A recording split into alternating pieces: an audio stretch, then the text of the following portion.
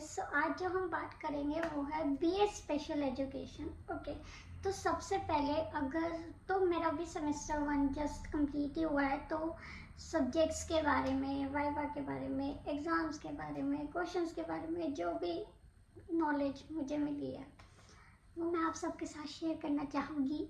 सबसे पहली बात, जब भी आप बीए स्पेशल एजुकेशन लें तो सबसे पहले एक चीज़ ज़रूर ध्यान रखें कि वो RCI रजिस्टर्ड हो। सबसे इम्पोर्टेंट है, बिकॉज अगर वो नहीं है तो आपको RCI लाइसेंस नहीं मिलेगा, और ये सबसे इम्पोर्टेंट है। ओके, सबसे पहले हम सिलेबस की बात करते हैं। तो सेमेस्टर 1 में ना 6 सब्जेक्ट्स होते हैं, तो जब और 6 सब्जेक्ट्स में से 3 सब्जेक्ट्स 50 मार्क्स होते हैं, और जो 3 सब्जेक्ट्स होते हैं, जो बाकी के 3 सब्जेक्ट्स होते हैं वो 80 मार्कर होते हैं। तो बेसिकली आपको मतलब जो 50 मार्कर पेपर होता है वो 1.5 घंटे का होता है, और जो 80 मार्कर पेपर होता है वो 3 घंटे का होता है नॉर्मल। ठीक है, अब पेपर को समझते हैं। सबसे पहले तो पेपर में आते हैं 5 क्वेश्चंस, क्योंकि हर सब्जेक्ट के 5 जो टॉपिक्स होते हैं ना, मेन हेडिंग्स, जैसे यूनिट कहते हैं 1 2 3 4 5 यूनिट्स होते हैं। उसके अंदर देयर आर मेनी टॉपिक्स, वो आपको करके जाने होते हैं। तो बेसिकली यही एक सीन है जो कि आपको ध्यान रखना है। तो वो 5 यूनिट में से हर यूनिट का एक क्वेश्चन आएगा, और आपको वो अटेम्प्ट करना है। मतलब कि चॉइस आएगी दिस और दिस ऐसे करके, तो आपको वो अटेम्प्ट करना है। देखो, जहाँ से मैंने किया था उन्होंने तो यही किया था, बाकी मुझे लगता है यही होता होगा, क्योंकि जब मैंने पहले के जो प्रीवियस ईयर क्वेश्चन पेपर मैंने देखे थे, तो उसमें क्वेश्चन था, मतलब उसमें ना शॉर्ट नोट भी दिए हुए थे बहुत सारे। बट अब शॉर्ट नोट में ये था कि जितने भी 4 टॉपिक्स दिए ना, आपको चारों के चारों ही लिखने हैं। बट इस बार पेपर में चेंज था, इस बार कोई शॉर्ट नोट नहीं थे। तो आई होप कि नेक्स्ट टाइम भी कोई शॉर्ट नोट नहीं होने चाहिए। एंड बिल्कुल वैसे ही रहा फिर सीन। तो the paper was quite very easy. जो सेमेस्टर 1 था वो भी बहुत बेसिक था। अगर आपने साइकोलॉजी पढ़ रखी है 11th-12th की अच्छे से, आप यूँ मतलब कि आप अच्छे से पढ़ के आपको समझ आ जाएगा। It's very easy.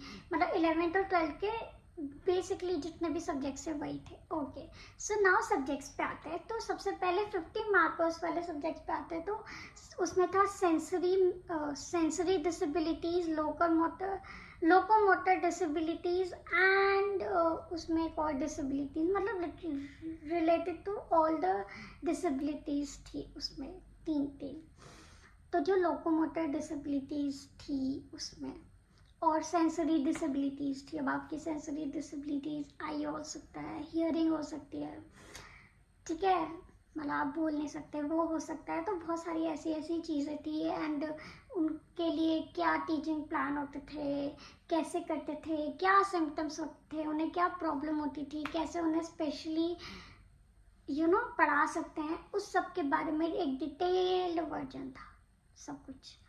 ठीक है, so now let's come to locomotor disabilities. Okay, so locomotor disabilities and multiple disabilities. तो basically क्या होता है कि जब आपकी एक से ज़्यादा डिसेबिलिटी हो जाती है, फिजिकल भी हो सकती है, मेंटल भी हो सकती है, मतलब कि बाय बर्थ भी हो सकती है, आफ्टर बर्थ भी हो सकती है। तो उसमें वही सब डिस्कस किया था कि कैसे उसको संभाला जा सकता है, क्या टीचिंग प्लान्स हो सकते हैं। बेसिकली हर डिसेबिलिटीज से रिलेटेड टीचिंग प्लान उसमें दिए गए हैं।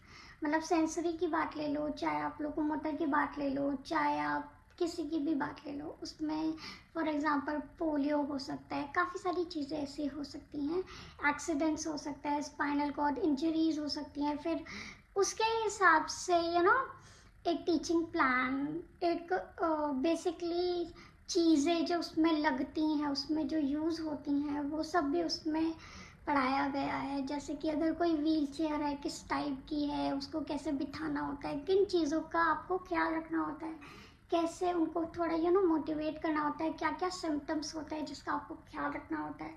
तो बेसिकली ये सारी चीज़ें आपको ध्यान रखनी पड़ती हैं। ओके, सो जो थर्ड सब्जेक्ट है वो है न्यूरो डेवलपमेंटल डिसेबिलिटीज में बेसिकली फॉर एग्जांपल ADHD, उसके सिम्टम्स एंड भी बहुत सारे और भी बहुत सारे डेवलपमेंटल इश्यूज कैसे आते हैं।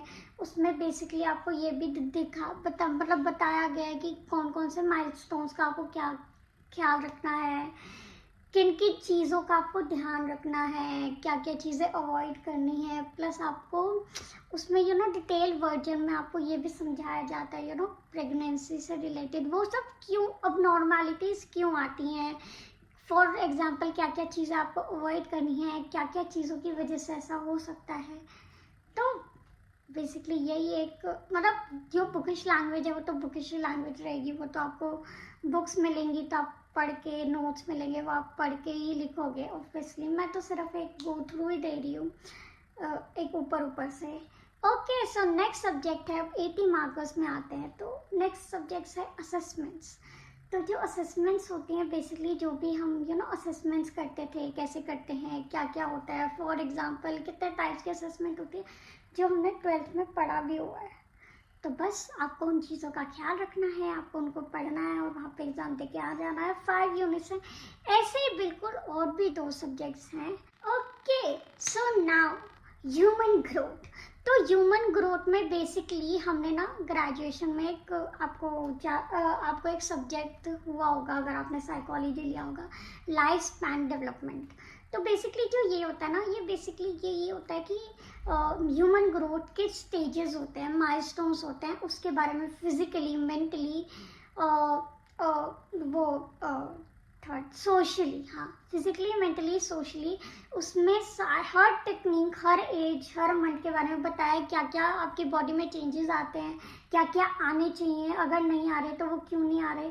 तो इन सारी चीज़ों के बारे में डिटेल में बात की गई है जिसका आपको ख्याल रखना है। प्लस जो नेक्स्ट सब्जेक्ट है वो है एजुकेशन। मतलब कि बेसिकली उसमें एजुकेशन में क्या, एजुकेशन पॉलिसीज़, जो भी डिसेबिलिटी को लेके जितनी भी पॉलिसीज़ बनाई हैं, जितनी भी योजनाएं बनाई हैं, उसमें डिटेल वर्जन में उसमें बात की गई है। और भी बहुत सारी चीज़ें हैं, वो तो सिलेबस देख के आपको पता चलेगा। सो बेसिकली आपको इन चीज़ों का ध्यान रखना है। एंड चलो let's talk about now, exam की बात हो गई है ना, सारे सब्जेक्ट्स का थोड़ा सा इंट्रो हो गया। So now let's talk about exams, मतलब वाइवा, प्रैक्टिकल फाइल्स। तो प्रैक्टिकल फाइल्स 3-4 होती हैं जो आपको बनानी होती हैं, जो जैसे कहेंगे वैसे बना देना। और उसमें जैसे टीचिंग प्लान्स थे मेरे तो, कि फॉर एग्जांपल ऑब्जर्वेशंस आपको लिखनी होती थी, तो वो लिखी थी, वही आप सबमिट कर देना। और वाइवा में बेसिकली वो आपसे डेफिनेशंस पूछते हैं। एंड काफ़ी बार ऐसा भी होता है, वो आपको ये बोलते हैं कि इस स्पेसिफिक ऑथर की क्या डेफिनेशन थी डिसेबिलिटी को लेके, या फॉर एग्जांपल किसी भी चीज़ को लेके। तो ये क्वेश्चन वो आपसे पूछ सकते हैं। प्लस वो प्रैक्टिकल फाइल से कुछ भी पूछ सकते हैं, वो आपसे टीचिंग के बारे में पूछ सकते हैं, योजनाएं, वो एनीथिंग, मतलब सिलेबस से भी पूछ सकते हैं, वो प्रैक्टिकल फाइल से भी पूछ सकते हैं, वो आपका एक्सपीरियंस भी जान सकते हैं। और वो आपको एक मतलब कि फॉर एग्जांपल अगर उनका मन करा तो वो आपको बोल सकते हैं ये रहा बोर्ड, एक टॉपिक समझाओ, अगर यहाँ पे सारे बच्चे डिसेबल्ड बैठे होते तो आप कैसे समझाते। तो ये भी हो सकता है। तो be prepared, all the best, like share subscribe, bye bye.